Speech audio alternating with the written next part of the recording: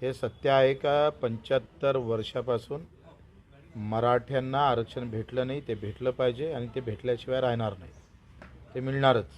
कोणी काही बोंबललं, काही केलं, वरतून उडी टाकू दे का खालून उडी टाकू दे, आरक्षण भेटणार म्हणजे भेटणार. नाही भेटलं तर त्याच्या सरकारवर चांगले परिणाम पडणार नाही.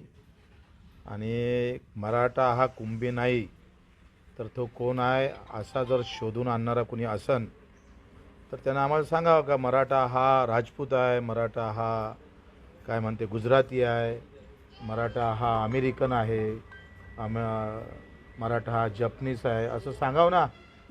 तर हे तुम्हाला सांगता येत नाही आणि उलट्या बोमा मारणं असन तर अनुशेषासहित आरक्षण घेणार आणि ते भेटणार पण.